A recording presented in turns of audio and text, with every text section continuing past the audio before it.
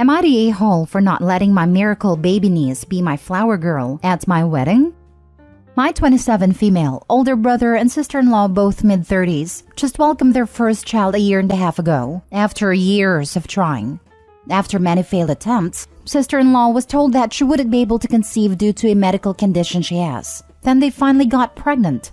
Since having my niece, the baby has been the center of attention at every family event we've had since she was born. Birthdays, weddings, family get-togethers, you name it. Now, don't get me wrong, I love my niece. But it can get to be a little too much when my sister-in-law goes on and on about how long they tried to conceive, complications they've had, miscarriages they've had, etc. Like a little too much info. Many family members have commented on how it's a little bit excessive. But no one has said anything because they don't want to sound like an a-hole. Anyway, I'm getting married in the spring, and my brother and sister-in-law approached me last weekend about having my niece be the flower girl. Now, my fiancé, 35 male, has 2 children, 10 male and 6 female from his previous marriage. His son is one of the groomsmen, while his daughter had asked to be our flower girl when we told them the news that we were getting married a year ago, as it's something she always wanted to do. So, of course, we said yes. So, I explained this to my sister-in-law when she asked me about my niece. She asked if my stepdaughter can just carry my niece with her, and I said I don't think she'd be comfortable with that considering she's 6. She then asked why I can't give that role to my niece and allow herself to carry my niece down the aisle as a flower girl. I said no, because I already promised my stepdaughter. She then started going off about how my lack of effort to incorporate my niece is disgusting to her. I should honor her in some way, since I know how long and hard they tried for my niece.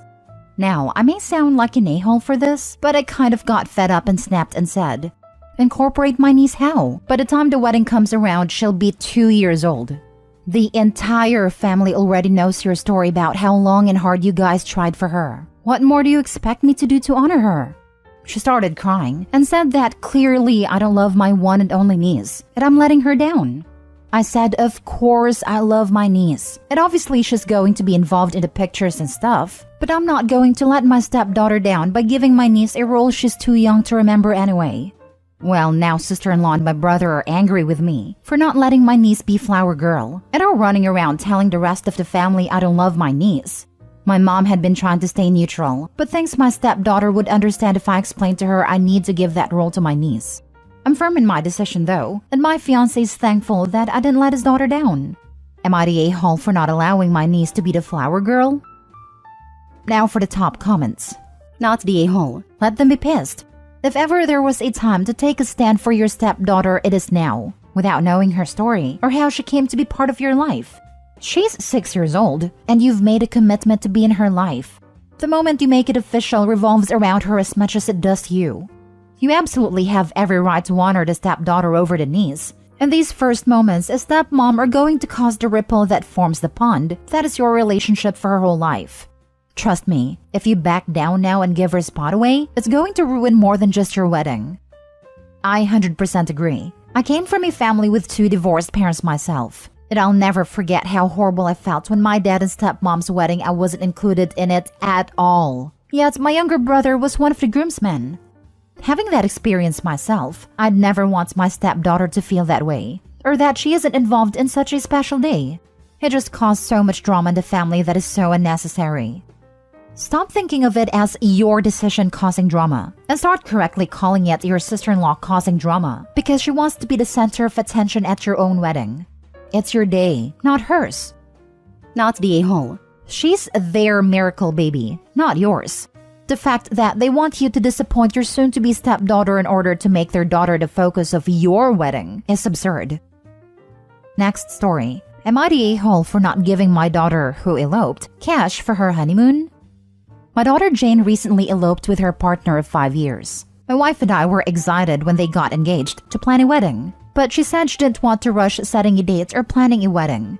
This was understandable to us, and we didn't want to rush them either, but we let her know we would contribute a set amount to her wedding when the time came. Then last week, she tells me she has an announcement, and that they actually eloped together, because they decided they didn't want the big event with all the attention on them. This was a little disappointing, but we understood. She's never been the type to want to be in the spotlight, so while we weren't expecting it, it wasn't the biggest shock in the world. What did feel like a shock is when she assumed we'd just give her that amount of cash straight up. She said they wanted to use it to take a month-long traveling sabbatical/honeymoon. My wife and I told her the money we were prepared to give her was for a family event, not just for her to do as she pleases. If she didn't want a traditional wedding, that's fine. But we never told her we were just giving her, say, $15,000 for the act of getting married. We just didn't want her to have to spend a ton of her own funds on a wedding. And since relatives and family friends would have presumably been there, we were happy to pay for it so she wouldn't have to. 2 of my nieces have gotten married in the last couple years, and it's a family event to us, not just about the 2 people getting married. This has caused a whole thing with her saying we went back on our word to her, but in my mind, we never told her otherwise. We did say if she wants a second ceremony/family event to celebrate but would it be an official wedding, we would sponsor that. If she had asked if she eloped or had a tiny wedding if we would give her some of it for a honeymoon, we may have considered it, but it's hard to know because we were never given the request. They just went and did their own thing, which again is fine. Am I the a-hole for not giving her the cash we would have paid? Not the a-hole. Your expectations and conditions are entirely reasonable. It wasn't reasonable for her to assume that she could simply take the cash option here. A wedding with just the people getting married is only about a couple. A wedding with both families invited is a family event focused around a couple. Not the a-hole. You and your wife offering to contribute toward wedding expenses in no way means your daughter is somehow entitled to that money if a wedding does not take place. That's just entitlement on your daughter's end.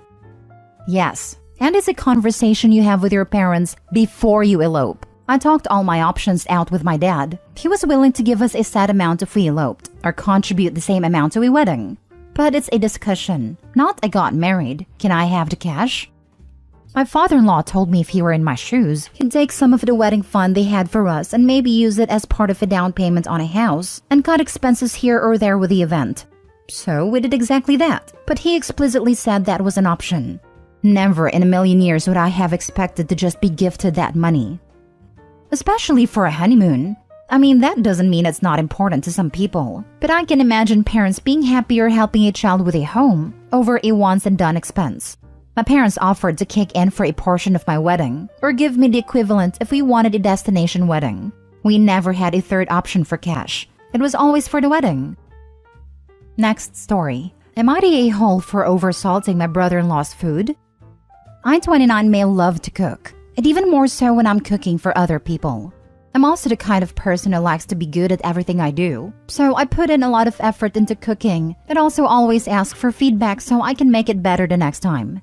The one thing I ask for is that whoever I'm cooking for takes one bite before adding anything to it for 2 reasons. 1, I want to know how my cooking turned out. 2, it's kind of rude to assume someone's cooking is lacking before you even try it. I understand that people have different tastes and palates, and I wouldn't ask them to not put any more salt, pepper, or other seasonings after they try it. I just ask for one bite so I can get actual feedback. My brother-in-law, 36 male, doesn't agree with me on this, and when I've asked him to just try it before adding salt, he gets heated and says that he knows what he likes, and he should be able to do what he wants with his own food. I fully understand and support him eating his food the way he likes truly. But at the end of the day, how does he know whether or not I've salted my food enough if he doesn't take a bite first? Like I said, I'm always trying to improve. So I make changes dependent on people's feedback. So the recipes change every time I make them, adding a little bit here and taking away a little bit there. So there's no way for him to know how my next dish will come out. I also don't cook for him all that often. Maybe once or twice a month when the family's over. Anyway, the last time I cooked for the family, I made sure to put extra salt in because that was the feedback I got the last time I made that specific dish. Another thing to note is that brother-in-law adds salt to all of his food, and it's always a substantial amount of salt. So when I served brother-in-law's plate, yes, he can serve himself. I just like to also put effort into the presentation. I told him that I added more salt than usual, so he should try it before he adds salt. He said, "I'll do whatever I want with my food, thanks," and just brushed me off. We sit down to eat and he immediately starts salting his food like usual. Everyone else is trying it and saying it's really good, and they give me a solid 8 over 10 when I specifically ask for a rating on a scale of 1 to 10. Brother-in-law takes a bite and makes a face. He's very fair, and so it really shows when he's irritated because he gets really red. And he was red as a brick.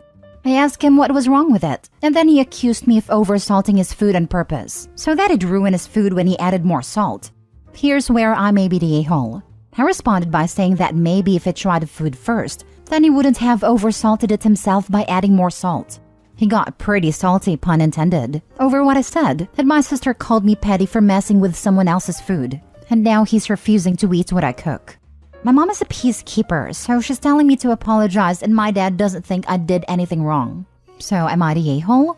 Edited to add. I added more salt to the whole dish before serving it to anyone. He got the same amount of salt as everyone else before he added salt on his own plate. I'm not sure if this matters, but I don't stare at people while they eat, and I'll wait until we're all done and we're doing dishes for feedback. I agree with commenters that it would be strange to just stare, wide-eyed and waiting for everyone to take their first bite. Also, I don't mind how anyone likes their food. They can have it as salty as they want. I just ask that they take a bite first instead of assuming that it won't be to their liking. I'd also never say anything about it to anyone I wasn't extremely close with. It's very common in our family to give honest feedback on stuff. My mom at her crafts, my dad with his cooking and woodworking. So it's very normal for us to have the kinds of interactions. Now for the top comments. So you put the same amount of salt into everyone's dish, but because it was an appropriate amount of salt for the dish, your brother-in-law adding additional salt made his oversalted? You didn't oversalt the dish. Your brother-in-law oversalted his own dish. Not the a-hole. You are way too nice. Him refusing to eat what you cook sounds like a win. No need to cook for the rude, entitled a-hole anymore. Remind them before he comes over again that he will need to make sure that he has eaten before coming over from now on. I frankly wouldn't invite sister-in-law or brother-in-law over for something that includes a meal-first attitude even before the salting issue, and for her enabling rudeness, generally unappreciative and downright rude. Tell your sister and mom that you are not apologizing. If he wants to be a patty child, then he can. I'd tell them the following. If he doesn't want to eat my food anymore, that is his choice. But I did not target him. I warned him of the extra salt in the dish. I asked him to just try one bite before he added salt, and he chose to ignore and dismiss me. That is not my fault, and I'm not going to apologize. This is it, right here. If Opie did not tell brother-in-law and only extra salted his plate, then maybe I could get behind the YTAs here. But Opie warned him, and he childishly dismissed the disclaimer. Absolutely not the a-hole. Last story. Am I the a-hole for not wanting to pay for dinner? Typing this out sounds insane, and I really don't think I'm in the wrong, but I just need to know. So a friend invited me to a dinner party at her house a few weeks ago, and the actual dinner party was last night. I asked if I should bring anything, but she said no, that is not a potluck. She'll be making dinner for everyone. There were 7 of us total and the food was good. During the meal, we were all laughing and called our friend the dinner host a chef, because she made a big dinner for all of us. And we all said how much we appreciated it, because it's hard to get everyone together at the same time. At the end of dinner, we all helped clean, wash the dishes, then have some wine.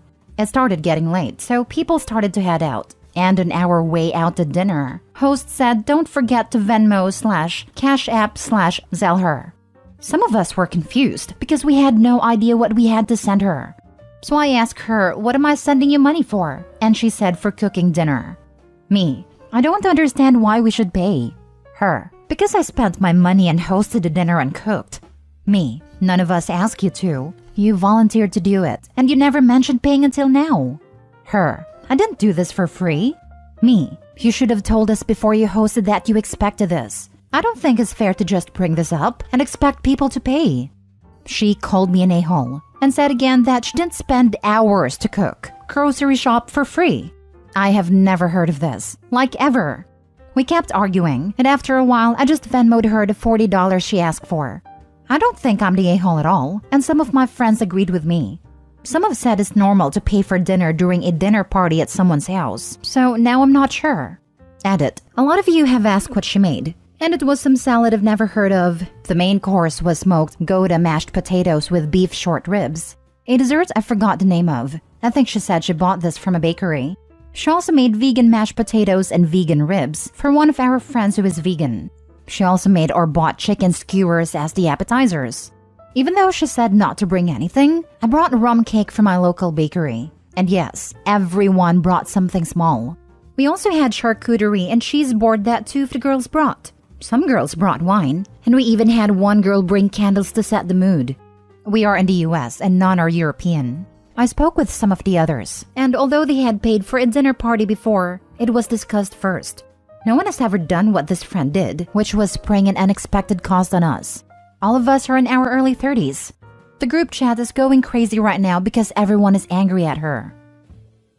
Not the a-hole. What your friend did was extremely scummy. She invites all these people to dinner that she is making with no mention of paying before and after this. And then when everyone is done eating and finished cleaning, out of the blue she expects everyone to give her money? If I was expected to pay for a dinner without knowing until after I ate, I would have skipped the dinner entirely. Cut contact with his friend. She shouldn't be hosting dinner parties if she will put stunts like this. Some have said it's normal to pay for dinner during a dinner party at someone's house. No, this is not normal. It's normal at the restaurants, but at one's house? This ain't normal. And it sure isn't normal to wait until after the food was eaten and everyone helped to clean up. At a restaurant, guests get to choose the dinner as well. And not clean up, lol. $40 is a bummer, but in the long run, it's a small price to pay to learn that your friend is tacky, cheap, has bad manners, and has no social intelligence whatsoever. Consider it part of the cost of doing business as an adult, and handle your relationship with her in the future accordingly.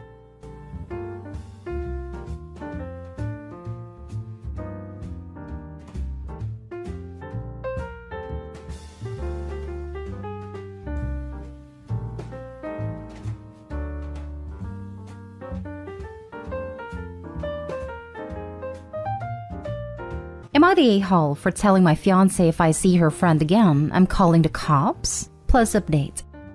Me 29 male and Erica 27 female dated for 2 years and have been engaged the last 4 months. After we got engaged, Erica moved into my house. I still pay the mortgage, while she pays for utilities, groceries, and household items. After we get married, the plan is to put her on the house so she gets equity as well. Her friend Leah 27 female and her have been best friends since high school. I don't particularly like Leia, but I've also been cordial as I know she's gonna be in my life. My issue is Leia thinks of my home as hers. Couple examples. She always brings her boyfriend over and he's a sketchball. She talks to me in a very disrespectful way in my own house, like I'm a guest, and she/Erica own it. One day I went out to my garage and some of my tools were missing. I checked my camera and Leia/boyfriend were in my garage with Erica and took some tools with them. I asked Erica, and she said they were just borrowing and would return them. I had to reach out multiple times for them to finally return the tools weeks later. I have a nice wine/liquor collection, and I was working late on Friday. While working, I heard some clanking of bottles together. Erica wasn't home, so I went out to see what was up. Leia was behind my bar. I asked what she was doing, and she said Erica told her it was okay to borrow a bottle of wine for her party and that she would pay it back. I told her no, that was not alright, and to leave. I asked Erica about this, and she said, I don't remember telling Leia she could take a bottle, but I might have, I don't remember. I told her at this point I wasn't comfortable with Leia being in my house. Erica sort of understood, but she also blew me off. Final straw came when I wanted to go hit some golf balls and my clubs were missing. I freaked out because I golf regularly and my clubs are my biggest investment. Went to check the camera again and Leia used my garage code and took the clubs. I blew up, called Erica and told her to get them back immediately. Erica said Leia had asked for the garage code to grab some clothes from her closet, and not my clubs. I threatened to call the police but Erica stopped me. Leia kept telling us that her boyfriend needed them for a work thing. I got them back almost 4 days after they were taken and they were dirty. At this point, I sat Erica down and told her that if I see Leia in my house again, then I'm calling the cops. No discussion. Erica got upset saying that it's her best friend, and that wasn't fair to do to her in our house. I said it's a pattern, and since Erica's stuff isn't affected, she doesn't care. I said she can go over to Leia's if she wants to see her. She said she can't do this because Leia doesn't like her apartment, and Leia's boyfriend is always there which makes Erica uncomfortable. I'm now getting the silent treatment and getting called an a-hole, but I don't think I'm doing anything wrong.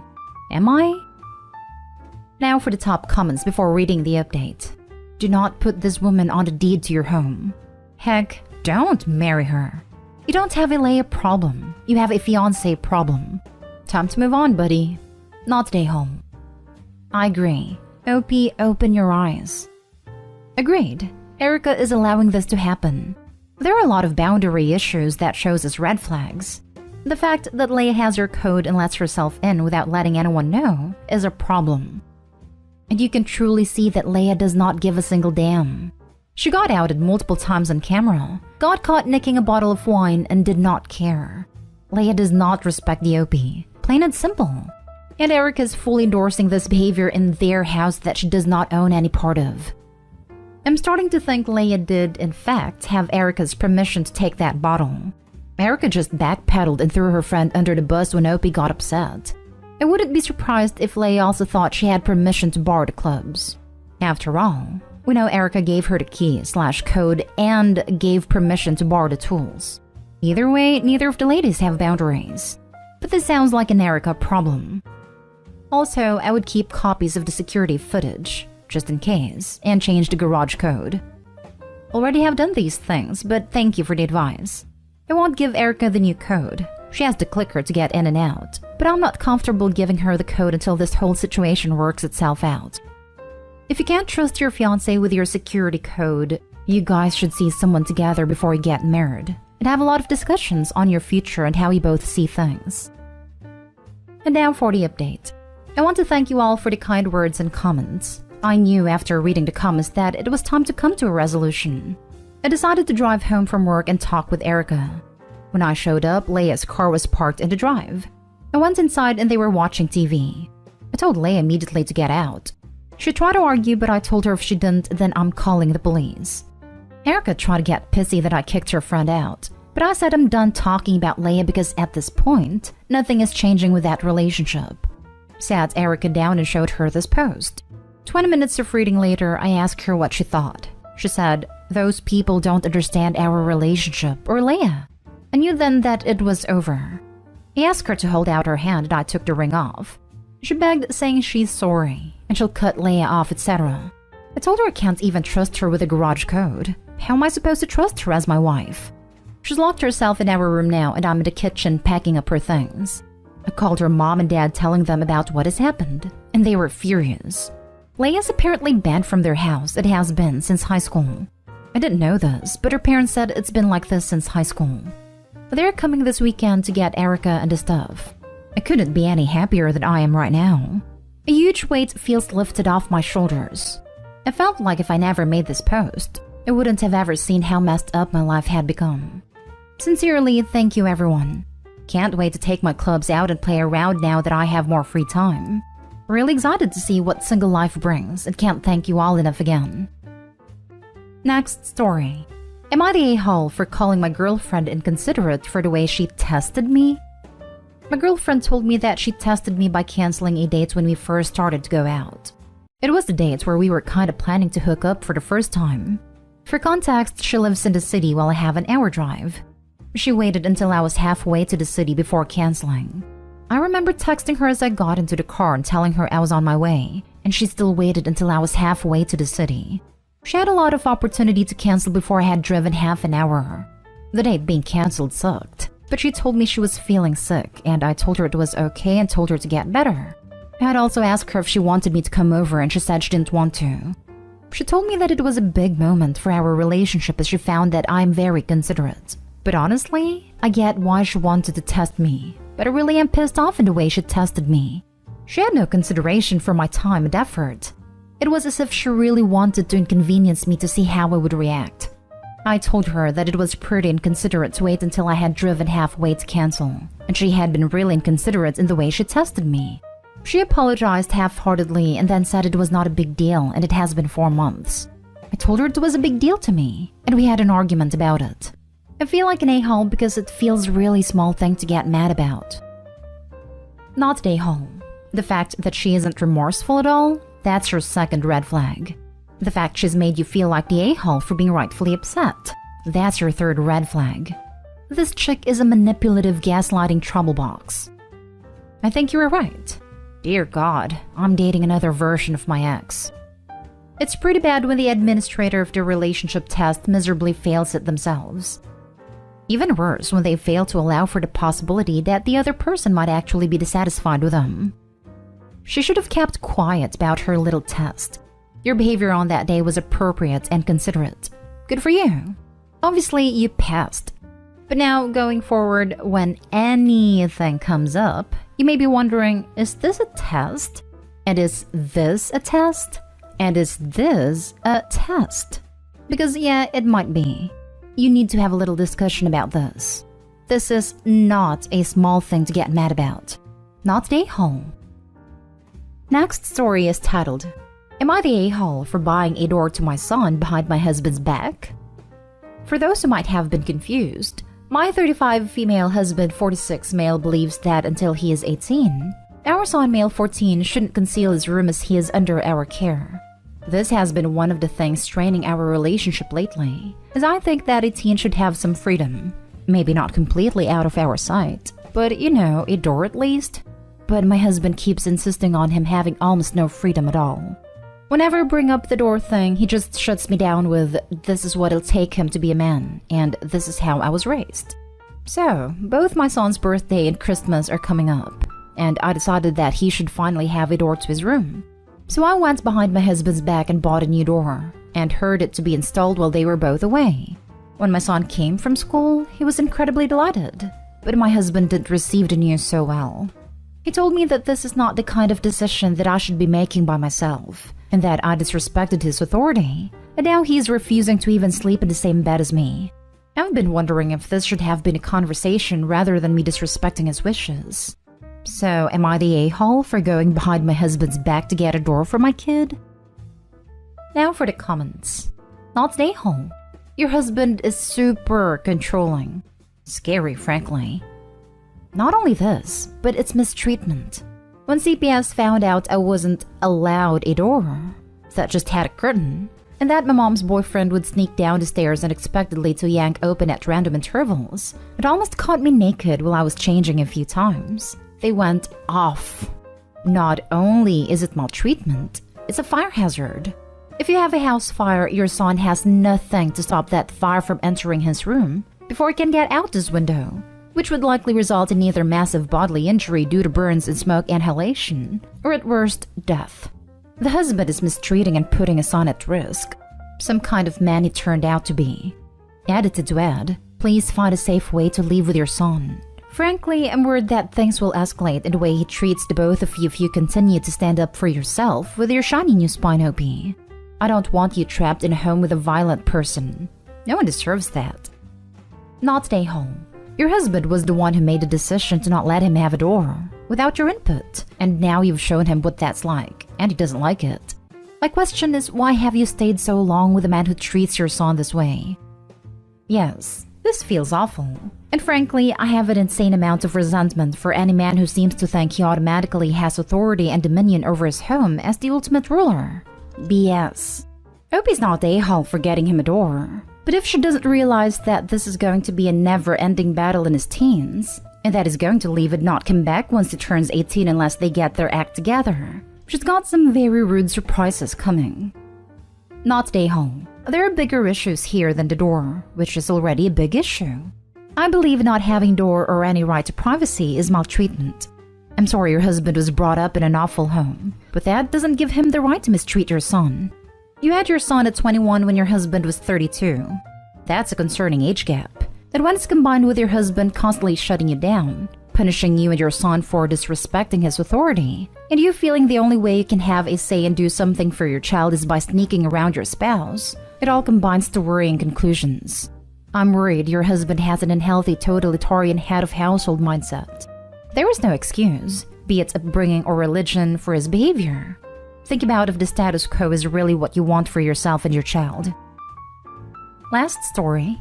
Am I the a-hole for canceling a vacation with my fiancé and taking my daughter on a vacation? My daughter Maya, 16, has severe anxiety. She goes to therapy and is on medication, but we still can't push her too hard on certain subjects like school. I've always had a policy that as long as she tries her best and passes, I'm happy. My fiancé has been encouraging her to work harder and get better grades. She usually gets B's and C's, so she could get into a good college. I've always shut it down because she plans on going to community college, then wants to transfer to a local state school and her grades are fine for that. My fiance made a deal with Maya behind my back that if she got straight A's this semester, he'll take all of us to Disneyland for her birthday. But if she gets a B, she gets nothing. He told her that if I knew about this, I wouldn't let him take us to Disneyland. Maya has been dying to go, so she stayed quiet. I noticed that she's been a lot more stressed out over the past couple months, but she just kept telling me that the classes this year are a lot harder than the past few years. And I know your junior year is supposed to be one of the hardest, so I believed her. Last week was study week before finals, and on Friday, she broke. She broke down crying about how she couldn't do this, and told me about the deal she made with my fiancé. I was livid when I found out. Maya has been a wreck since then. She's barely speaking, doesn't eat much, and has asked me to sleep in her bed every night. She was sent home from school early every day this week, because she either threw up from stress or had panic attacks. My fiancé, Maya, and I were going to go on a 5-day ski trip, but when I heard about a bribe, I canceled the hotel and booked a last-minute trip for Maya and I to go to Disneyland and Universal Studios this week. She busted her butt this year and deserves it. My fiancé is expecting me to pay for half of the cancellation fees and for half of the activities that can't be refunded, and we got into an argument and are not speaking at the moment. I know this relationship is over, but I wanted to know if I was the a-hole. Not the a-hole. I see what he was trying to do, but this is obviously not the way. He messed up all the progress Maya achieved via therapy and hurt her more than helped her. Actually, what does your fiancé expect her to do if she gets to good school? If she cannot handle stress from high school, why would you stress her even more with very demanding uni? It's all messed up. I'm glad you stick up for your daughter, enjoy the trip, and have awesome mother-daughter experience. I hope you said a girl will start at the community college for 2 years. That is actually a smart way to do it. Much cheaper as well. Much better for a student who needs support and struggles with anxiety issues she's still getting under control too. Not stay home. Your fiancé manipulated your 16-year-old daughter behind your back. Even if he truly believed that getting her to improve her grades was for her own good, it's totally inappropriate to have gone about it in this manner. And of course, you had very good reasons for your parenting decisions, as we can see from her suffering now. Furthermore, convincing her to keep a secret from her mother is incredibly dangerous. She's now more at risk from predators who use the same tactic. You shouldn't have canceled the ski trip. You should have simply informed him that since he arranged the trip under false pretenses, he is on his own. You will not be attending or paying for any part of it, since you now have to take care of your daughter and the mental anguish he inflicted on her. Not stay home. Your fiancé manipulated your daughter into lying to you, which seems like would never have happened to begin with if it weren't for him. He set a precedent in his relationship with her that it would be okay to do something behind your back, as long as the outcome was favorable to him. He endangered her mental and physical health for his faulty ideology that going to a standard 4-year good college is the only way to become successful in life. If this ploy would have been successful, what would have been the next thing you felt he needed to correct in your parenting behind your back? I wanted to say you should pay the fees, but the more I think about it, the more I feel it should be payment for him manipulating everyone.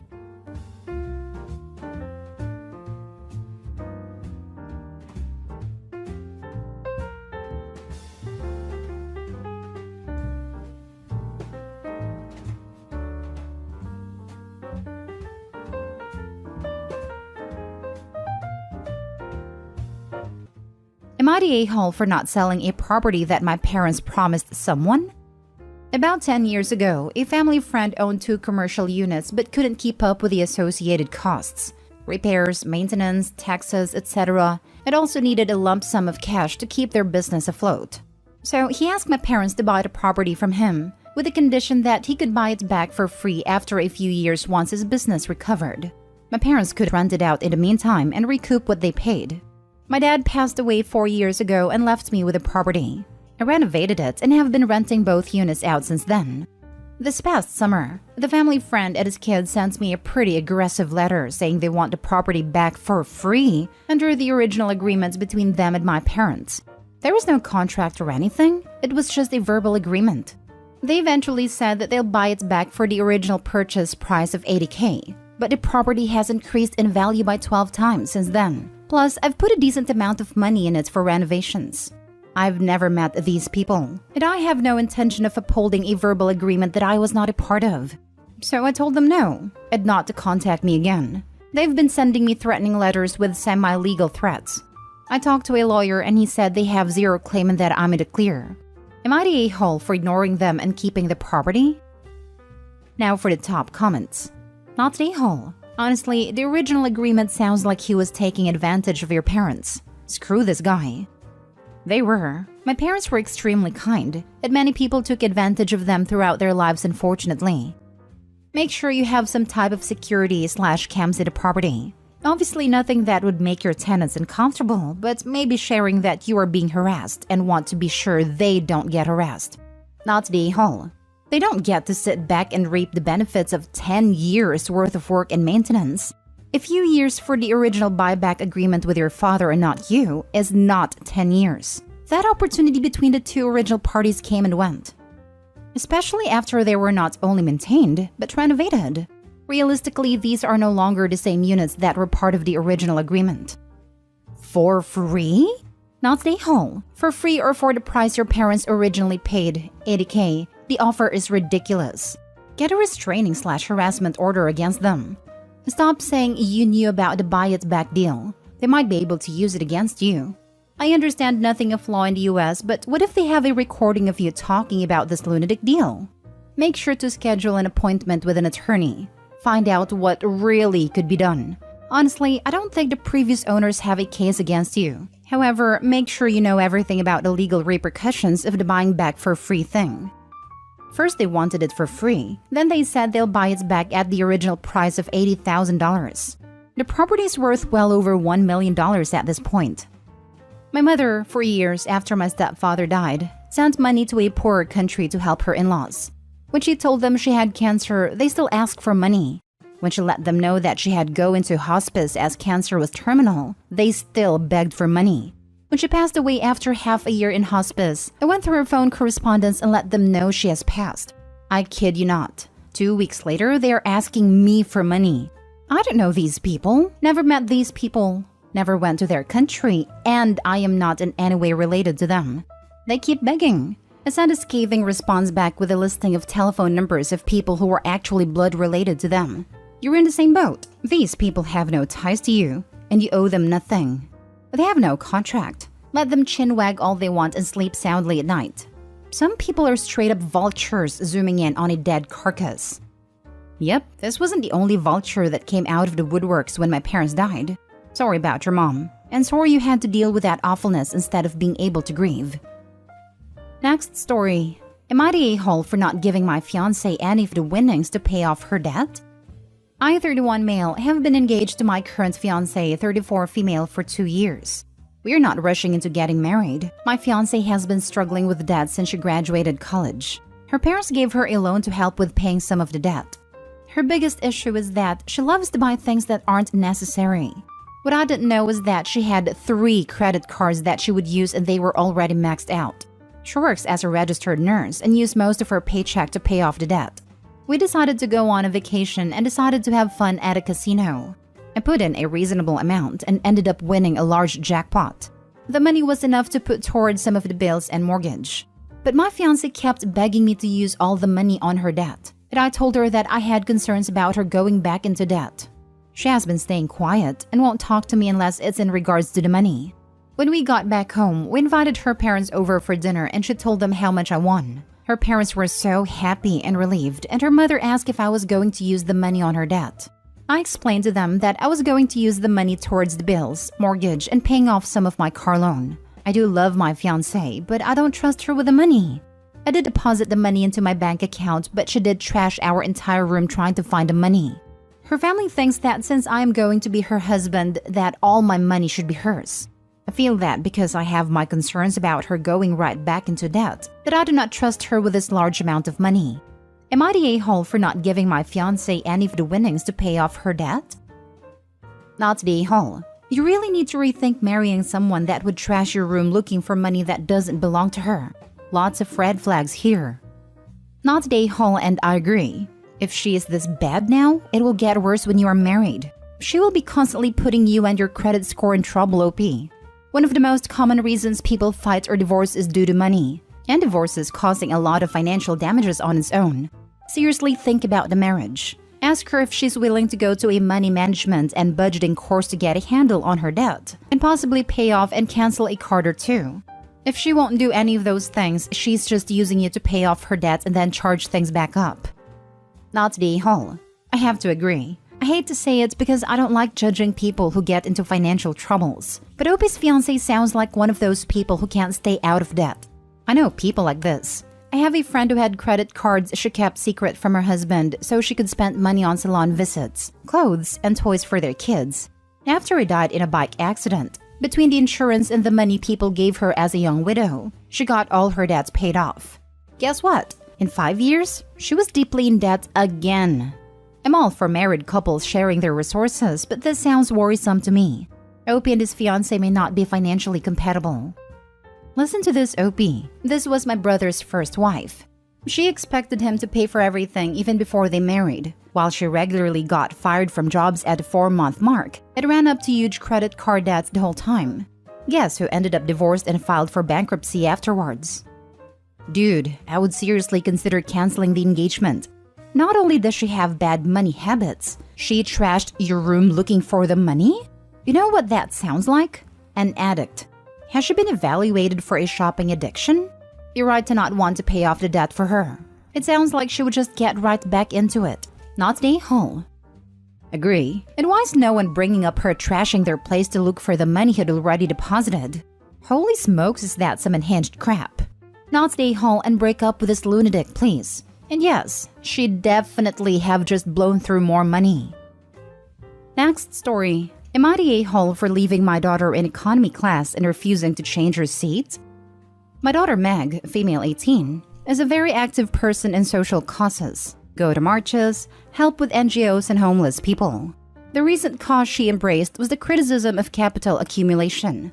My husband and I come from a wealthy background. Although our parents don't fully help, we know our privileges and the ease with which we can achieve our career and financial success.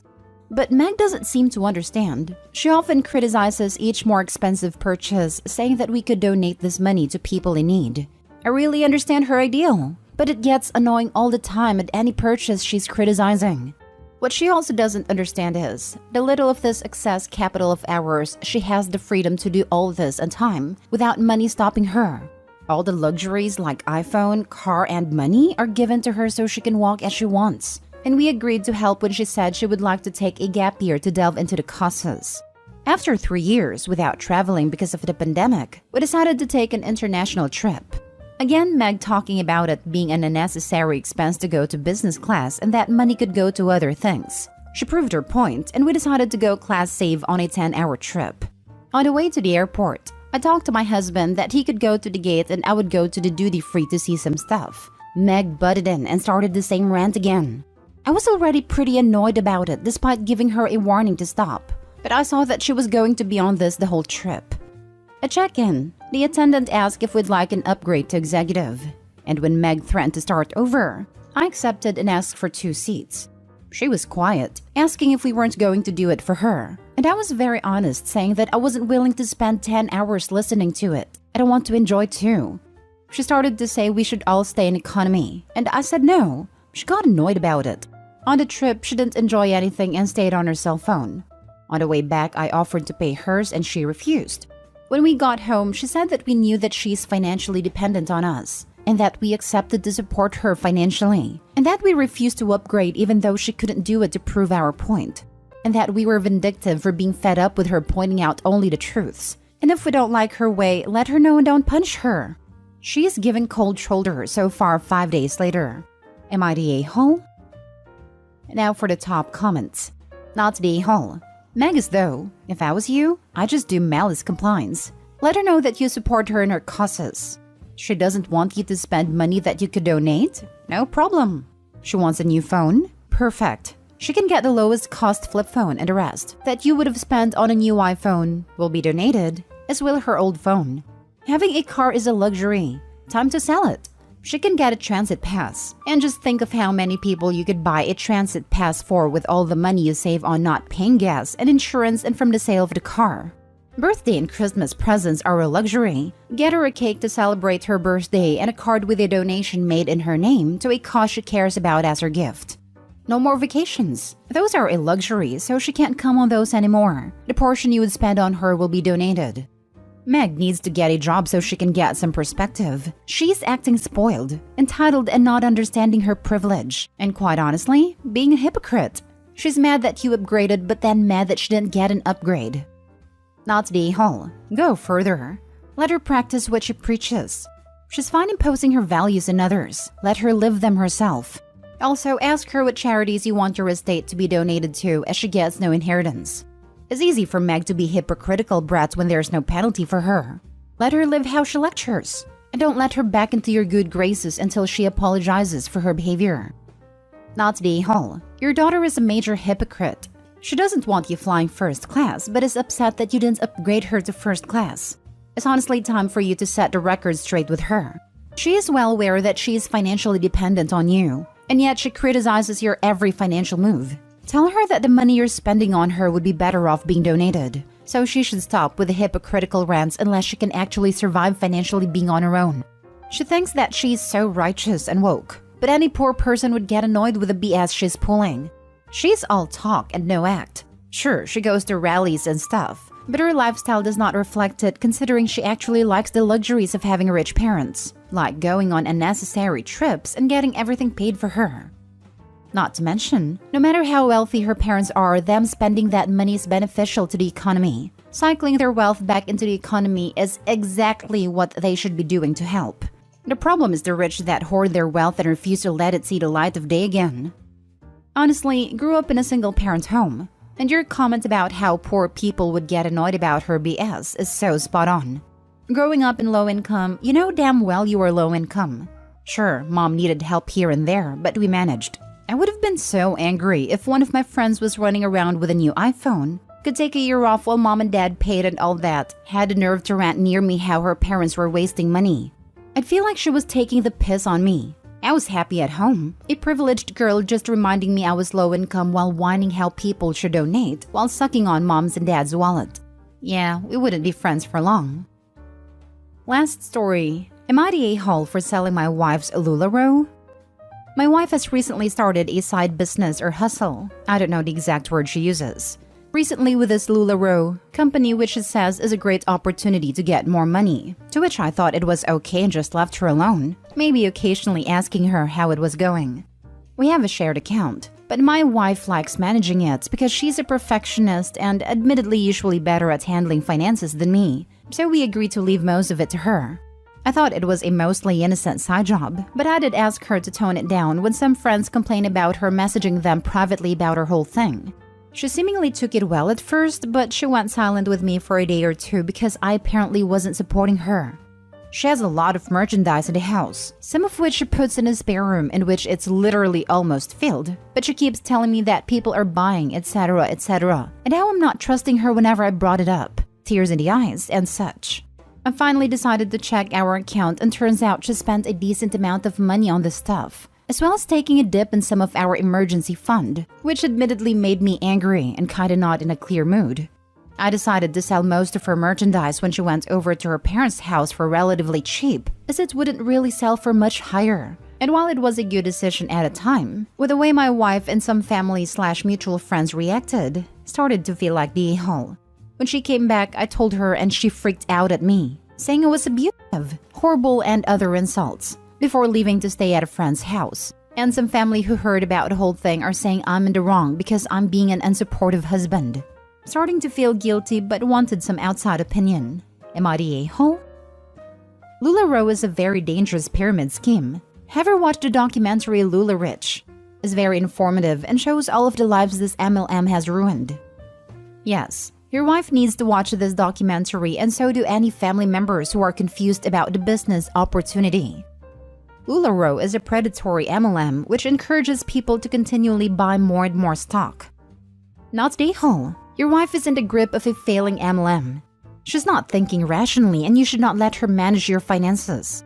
This MLM has destroyed lives and left people bankrupt. That your wife is doing this after it's well known they're failing is even more reason for you to protect yourself immediately. Yes, I was surprised to read anyone was still selling this product. Not the a-hole and separate your finances until your wife comes to her senses. Everyone sucks here. Go talk to the folks at r/anti-MLM for suggestions on how to effectively deprogram your wife.